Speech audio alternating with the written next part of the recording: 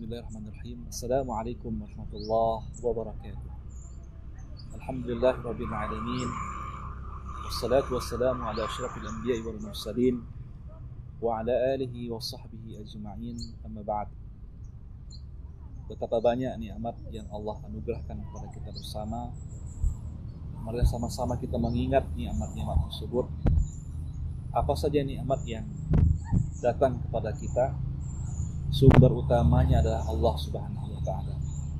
Wa ma bikum min ni'matin faminallah. Apa saja nikmat yang kalian terima itu datang daripada Allah Subhanahu wa taala.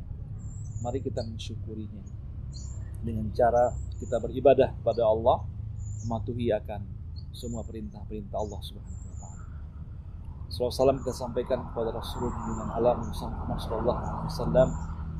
Syafaatnya amat kita harapkan di hari kemudian kelak.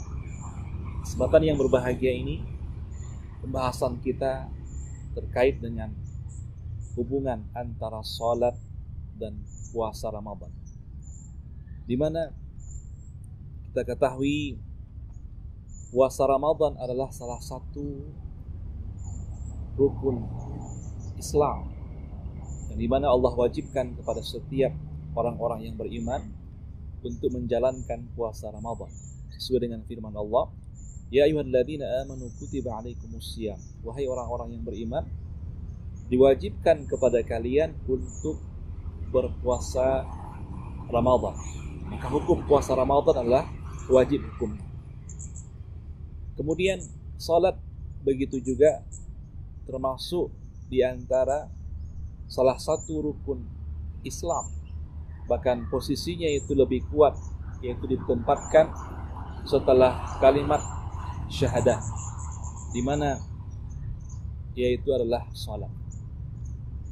Salat sesuai dengan firman Allah Subhanahu wa taala, wa aqimus shalah, dan dirikan oleh kalian akan salat. Maka salat juga merupakan sebuah kewajiban yang harus dilaksanakan, yang tak boleh ditinggal. Oleh karena itu, salat dan puasa Ramadan sama-sama sebagai pondasi Islam dan sama-sama kewajiban yang diwajibkan oleh Allah Subhanahu wa taala. Maka kita yang beriman kepada Allah, yang mengaku muslim, kedua perkara ini harus kita tunaikan, tidak boleh kita abaikan. Betapa banyak kita melihat ada orang yang mampu menunaikan puasa Ramadan, dia mampu menahan lapar, menahan haus, menahan syahwatnya, tapi di sisi lain dia mengabaikan sholat. Padahal durasi puasa itu amat sangat panjang, mulai daripada terbit fajar hingga tenggelam matahari. Ini amat sangat panjang. Dia mampu untuk mematuhi perintah Allah Subhanahu wa taala. Namun sayang, sholat itu dia tinggalkan. Dia tidak sholat. Ketika azan berkumandang waktu subuh, dia abaikan. Zuhur, asar, maghrib, dia abaikan. Bahkan banyak kita melihat itu ada fenomena itu bubar, ya, buka puasa bareng istilah. Jadi mereka berkumpul dengan kawan-kawan, dengan sahabat-sahabat, dengan komunitasnya. Pas suara beduk itu berbunyi, lalu mereka menyantap makanan, kemudian diiringi dengan suara azan maghrib, dan mereka tidak beranjak daripada tempat duduk.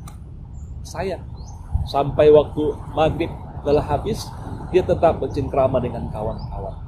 Sebenarnya yang demikian itu tidak boleh. Nabi Muhammad SAW ketika beliau itu berbuka, cukup minum 1 gelas air, kemudian beliau menyantap beberapa biji kurma atau beberapa potong roti. Ketika azan berkumandang, beliau langsung bersegera untuk menuju kepada masjid, menunaikan sholat secara berjamaah. Ini yang sebenarnya yang harus kita lakukan. Nah, sholat kita tunaikan, Ramadan kita jalankan, sehingga kita menjadi orang-orang mukmin yang sejati, yang betul-betul ya beriman kepada Allah, patuh kepada semua perintah Allah Subhanahu wa taala. Dan ingat bahwa salat itu adalah perkara yang pertama sekali nanti ditanya oleh Allah di hari kiamat. Awwalu ma yus'alu bihil 'abdu yaumal qiyamati as-shalah.